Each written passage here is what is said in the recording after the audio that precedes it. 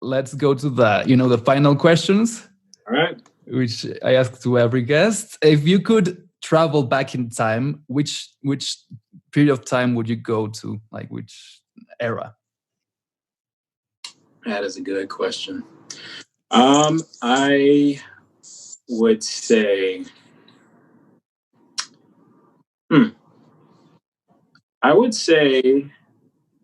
like the early 80s. Okay. Early 80s. Yeah. Why? Or like late 70s. Early 80s, late 70s. I mean, all racial injustice aside, like I think the music really, it didn't really take off, but it had such a vibrant feeling to it, right? Like there was just so much of like people were doing these crazy inventions with new sounds, like song form changed altogether. Way they approached it was just so interesting to me, right? As opposed to like, I mean, I grew up in the 90s, so I kind of was immersed in all the, current hip hop and all that stuff. But like, for example, hip hop back in that day, crazy stuff. Like, so interesting. And then just listening to mainstream pop back in the day, like Take On Me and stuff like that. You're just like, how do they think of these things? Like, why do they put that synth there? I want to be in that area just to feel that vibe, Yeah. Okay. And if you could meet someone from that time, who would you like to meet? Ooh. Meet someone. Huh. Man. I guess Prince. Yeah, okay. I guess Prince. Yeah. Yeah, of course, yeah. No brainer. I feel like I'm reading his, a friend of mine gave me his book, one of his books. But it was like a book where it was like on his last few words, he called one of these people to actually listen to him talk about his life over the phone. And this book is like a collection of that, right? And I'm listening to like how he would speak and how he would talk about things, and he just seems like he has his third eye open all the time. And I just kind of want to be like, so tell me my life. Tell me what do you see when you look at me, Prince? And he'll just say something that I never thought of, and I'll blow my mind. And I don't know. Yeah. Right. Yeah. So speaking of other artists, who would you like to work with, like right now? If you could make a collab with someone, who would that be? If I want to make a collaboration with someone, Childish Gambino. Yeah.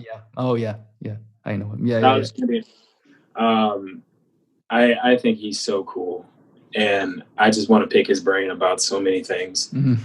I'd love to play with Childish Gambino. I also want to collaborate with maybe like,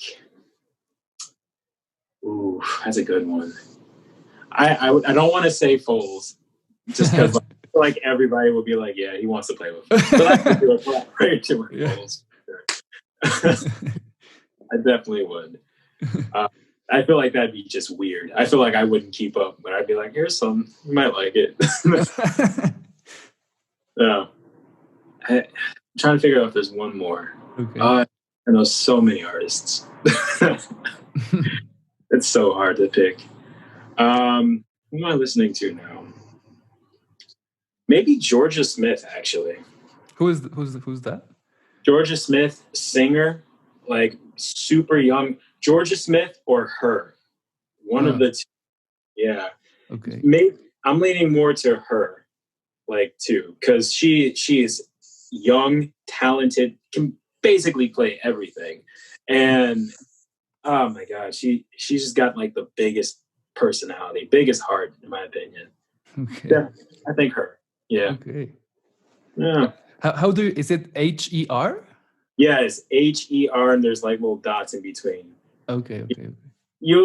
As soon as you look her up, you'll be like, oh, this person. Okay. I will.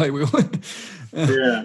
And the last two questions. The first one is, what would be three things, or three pieces of advice you would recommend someone not to do so they can like be prolific, be successful in the music industry or as a musician? Like, don't do these three things if you want to thrive. Number one is to make connections, right? I think the people you surround yourself with are going to be paramount.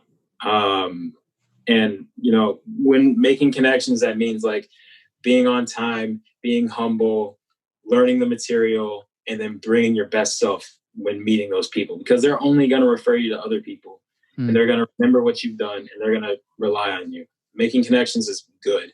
Number two is to trust the process. All right. I remember when I started guitar and I was so frustrated with learning things that I couldn't keep up.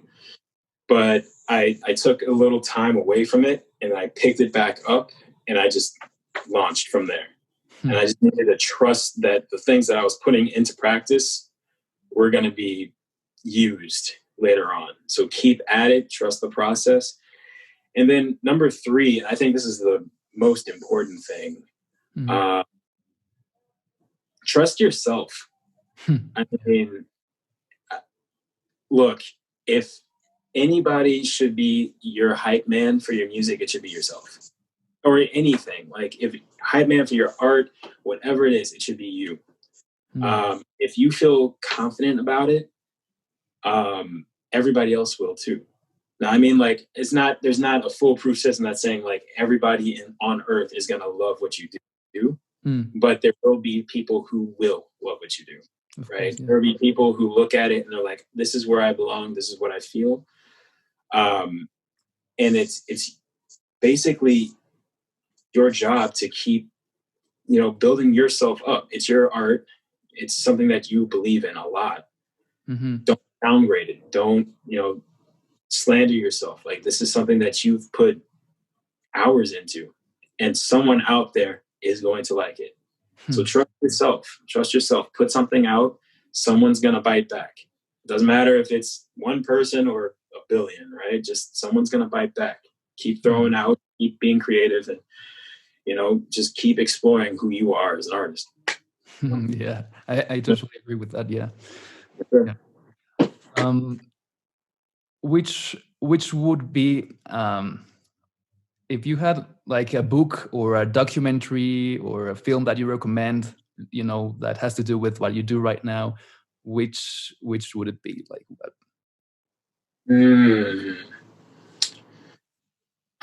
Book, documentary. A book I read a while back was called The Big Gig. The Big Gig. The artist, the author's, his name's eluding me right now, but he was a former drummer. He actually used to play with Lenny Kravitz a while back. And he basically just told people about like touring, told people about what a professional musician is. Like, what would you do in this situation? What should you be aware of? What kind of deals should you be aware of? How to be on time, how to do all these things. It was a good book to read. I think I started reading it like right as I got to Colombia. Okay. I should reread it again too. And I think in terms of like live shows, and the state of the industry, there's one band that really built me up. It was this band called Mute Math. Okay. And they had it's probably like a 30-minute documentary, not even documentary, it's like a tour documentary. They just put out this album and then they did a whole tour from it. And they were talking about how they created the album into how they toured. And it was very enlightening to me because they were talking about like what it means to be in a band, what it means to, make music.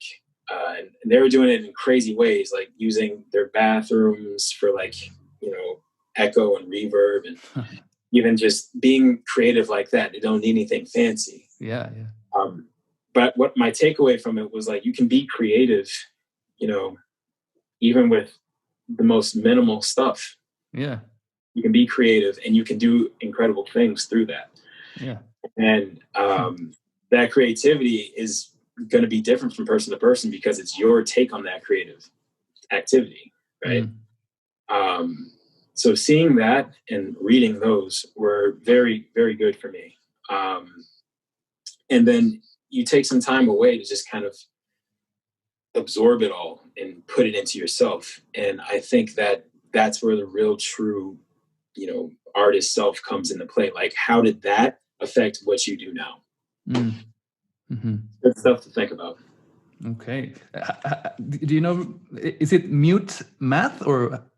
Yeah, mute math. So MUTEMATH. Oh, okay, yeah. So I got it right. Okay. Yeah. All one word. Okay. Yeah. One word. Okay. Yeah. Do you know? Last. What do you have anything you would like to share? Like, what's next for your projects or? Oh, okay. Well, when COVID cancels out, some steps, I'll be going back on the road. Hopefully, other countries will let this American in. And with my boys back here, still writing, still creating. Keep on the lookout for us. Try not to say too much. Keep on the lookout for lofts because some stuff. Okay. Yeah. Cool. Well, yeah, like, Regi, thank you very much